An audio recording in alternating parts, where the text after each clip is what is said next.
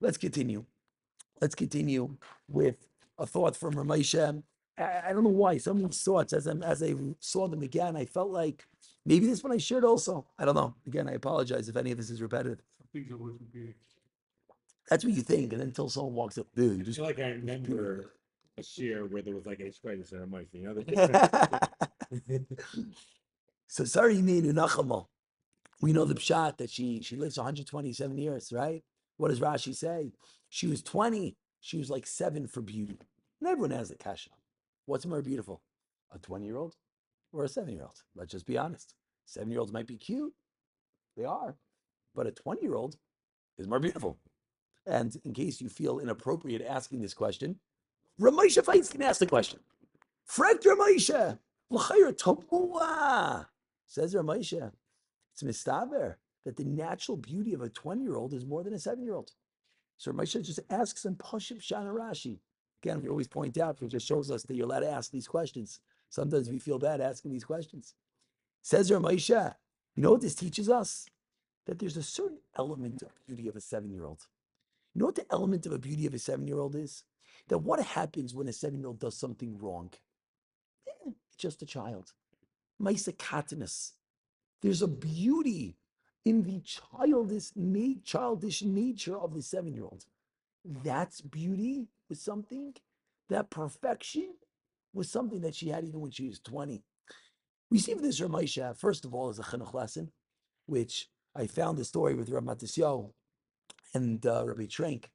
It's a chinuch lesson.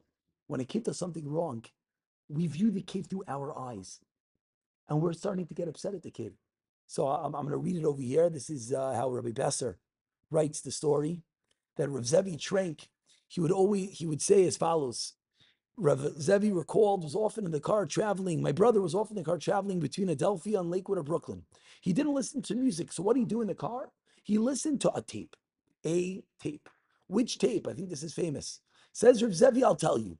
He listened to the same tape again and again, finding the same 30 seconds. That was his selected listening. He would hear the clip, pause, rewind, and listen to it again. He listened to it hundreds of times, maybe thousands.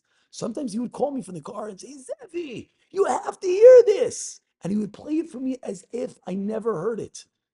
What was the tape? The tape was a shmooze by the guy in Rav Matisyahu, the Mashkiach, Rav Matisyahu Salomon. And the part that Rav David would always listen to was the Mashkiach asking in a slight sing-song, Was willst du von die Kinder? What do you want from the children? They're just kids. Now, if you ever wondered how Rav David trained, just love them, loving every kid, building people, and we might say, oh, maybe he was born with a different neshama. We just found out how he did it. He sat there listening hundreds of times. The guy in the Mashkiach Ramatisyo, piercing his neshama with that line. They're just kids. That's what Moshe just taught us. That's the way we're supposed to view kids. That they're just kids. But we have to remind ourselves again and again. For David Trank, who loved people and he was able to forgive them quite quickly, much better than all of us, he consistently listened. They're just kids. They're just kids. And he would remind himself and he would remind himself. So we have to do the same. We have to do for our kids. Number one, remind yourself, they're just kids. Stop viewing the kids through our lens. We spoke last Shabbos. We spoke about the fact that a simple lesson. We don't look down at the kid. We go down to the kid's level and we talk on their eyesight. Again, we don't stoop to the kid's level, chas v'shalom, but we go down to understand the child. We want to know where they are coming from. And when you look through the lens of the 7-year-old, a 7-year-old, through their eyes, what did they do so wrong? Yes, they did this, they did that. What's so wrong? And maybe, just maybe, we have to realize, maybe we have to say the same thing about adults. Maybe if we look at someone, it could be 15, it could be 20, it could be 30, it could be 40, and they do something wrong. And we're sitting there and we're saying, of course, we see other people's faults very well. We might do the same thing wrong, but when they do it wrong, oh, we see it. And we're sitting there, we're saying, oh, how can he do that? How can he do that? We have to remind ourselves of these words of Ramesha, of the words of Ramatisel or of David Trink. They're just kids. What do you mean? He's 40 years old. He's just a kid. Just a kid. He's just a kid. He has to get out of that tendency. 1 second. I'm talking how we view him. Now, when we talk to ourselves, no, we don't do that. Unfortunately, when we look at ourselves, we give ourselves a pat on the back and we say, oh, we're just a kid. I don't have to grow up. No. From ourselves, we have to demand that we're adults.